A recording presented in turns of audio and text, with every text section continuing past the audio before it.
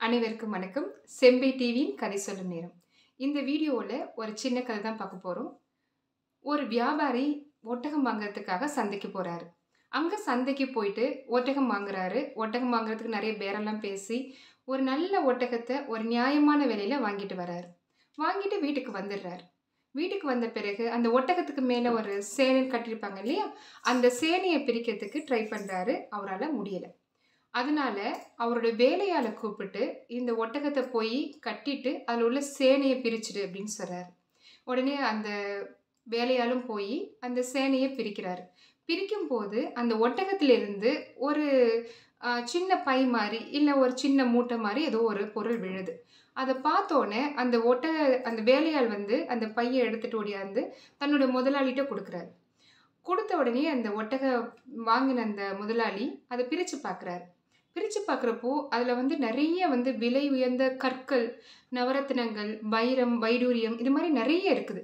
இத பார்த்தோனே அவருக்கு பயங்கர ஆச்சரியம். "என்னடா இவ்ளோ இருக்கே!" அப்படின்னு சொல்லிட்டு.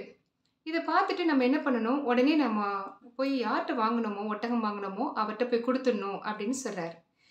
இத கேட்ட வந்து அந்த வேலையாள் என்ன சொல்றாருன்னா, "நம்ம யார்ட்டயும் குடுக்க வேணாயா? இது யாருக்குமே தெரிய போறது கிடையாது. நம்மளே வச்சுக்கலாம். நீங்க வந்து நெறைய எடுத்துக்கோங்க. எனக்கு கொஞ்சமா தாங்க." அப்படின்னு சொல்லிட்டு கேட்குறாரு.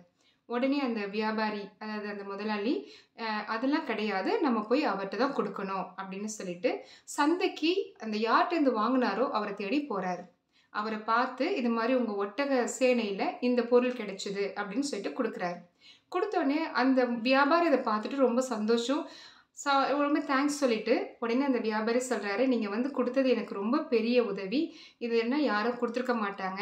அதனால உங்களுக்கு பிடித்த மாரி 2 கற்கள் எடுத்துக்கோங்க. எல்லாமே விலை உயர்ந்த கற்கள். இதுல 2 கற்கள் எடுத்துக்கோங்க." அப்படின்னு சொல்றாரு. உடனே நம்ம முதலாளி என்ன பண்றாரு, "நான் உங்கள்ட்ட குடுக்கறதுக்கு முன்னாடியே அதிலிருந்து 2 விலை உயர்ந்த கற்கள நான் எடுத்துக்கிட்டேன்." அப்படின்னு சொல்றாரு. உடனே அந்த ஒட்டக வியாபாரி என்ன பண்றாரு, அதுல வந்து கவுண்ட் பண்றாரு. கவுண்ட் பண்ணோனே எல்லாமே இருக்குது. அ அப்படியே இருக்குது. அப்படியே இருக்குதுன்னா, "எல்லாமே இருக்குதே!" அப்படின்னு சொல்றாரு. அதுக்கு வந்து அந்த வியாபாரி சொல்றது, "நான் வந்து உங்கள்ட்ட குடுக்கறதுக்கு முன்னாடி 2 கற்கள் எடுத்துக்கிட்டேன்னு சொன்னது, என்னோட நேர்மையும், என்னோட சுயமரியாதையும்." அப்படின்னு சொல்றாரு. இத கேட்டோனே அந்த ஒட்டக வியாபாரிக்கு ஒண்ணுமே சொல்ல முடியல. அவர் செய்த ஹெல்ப்புக்கு மட்டும் தேங்க்ஸ் சொல்லிட்டு அழகா அனுப்பி வச்சாரு. இதுதாங்க கதை. இந்த கதையில அவர் சொன்ன நேர்மை அப்படிங்கிற ஒரு விஷயம் நமக்கு தெரியுது. நேர்மைங்கிறது வந்து லைஃப்ல வந்து ஒரு பெரிய விஷயம் கிடையாதுங்க. நம்மளுக்கு தவறு செய்றதுக்கு சந்தர்ப்பங்களும், வாய்ப்புகளும் கிடைக்கிற பட்சத்துல, அந்த தவற அந்த சிச்சுவேஷன்ல நம்ம பண்ணாம இருந்தாலே நம்ம நேர்மையா இருக்கிறோம்னு தான் அர்த்தம். நேர்மை கூட ஒரு போதை தாங்க. அதுக்கு நம்ம அது ஒரு முறை ருசி பார்த்துட்டோம்னு சொன்னா, கண்டிப்பா நம்ம அதுக்கு அடிமையாயிடுவோம். அதனால நம்ம நேர்மையா இருக்கத்துக்கு கத்துக்கலாம். நேர்மையாவே வாழறதுக்கு ட்ரை பண்ணலாம். நன்றி, வணக்கம்.